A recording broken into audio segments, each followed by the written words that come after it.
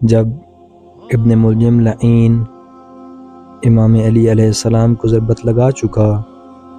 تو آپ علیہ السلام نے اپنے بیٹے امام حسن اور امام حسین علیہ السلام کو وصیت کرتے ہوئے فرمایا، میں تم دونوں کو وصیت کرتا ہوں کہ اللہ سے ڈرتے رہنا، دنیا کے خواہشمند نہ ہونا، اگرچہ وہ تمہارے پیچھے لگے، اور دنیا کی کسی ایسی چیز پر نہ کڑنا جو تم سے روک لی جائے، جو کہنا حق کے لیے کہنا اور جو کرنا ثواب کے لیے کرنا، ظالم کے دشمن اور مظلوم کے مددگار بنے رہنا۔ میں تم کو اپنی تمام اولاد کو، اپنے کنبہ کو اور جن جن تک میرا یہ نشتہ پہنچے سب کو وصیت کرتا ہوں کہ اللہ سے ڈرتے رہنا، اپنے معاملات درست اور آپس کے تعلقات سلجھائے رکھنا،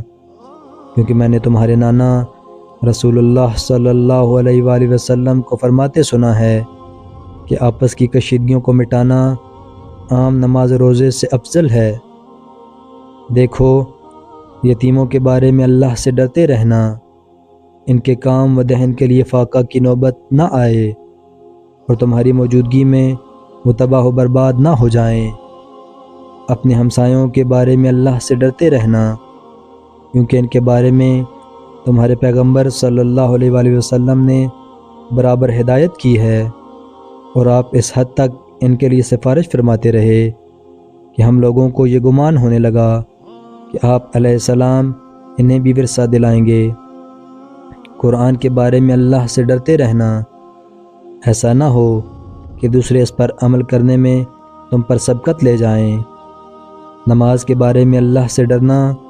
کیونکہ وہ تمہارے دین کا ستون ہے۔ اپنے پروردگار کے گھر کے بارے میں اللہ سے ڈرنا، اسے جیتے جی خالی نہ چھوڑنا،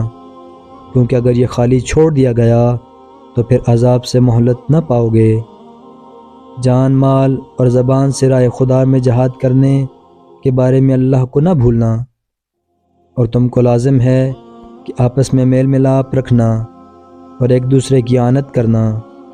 اور خبردار ایک دوسرے کی طرف سے پیٹھ پھیرنے اور تعلقات توڑنے سے پرہیز کرنا، نیکی کا حکم دینے اور برائی سے منع کرنے سے کبھی ہاتھ نہ اٹھانا، ورنہ بد کردار تم پر مسلط ہو جائیں گے، پھر دعا مانگو گے تو قبول نہیں ہوگی۔ پھر ارشاد فرمایا، اے عبد المطلب کے بیٹو، ایسا نہ ہونے پائے کہ تم امیر المؤمنین علیہ السلام قتل ہو گئے، امیر المؤمنین علیہ السلام قتل ہو گئے کے نعرے لگاتے ہوئے مسلمانوں کے خون سے ہولی کھیلنا شروع کر دو۔ دیکھو،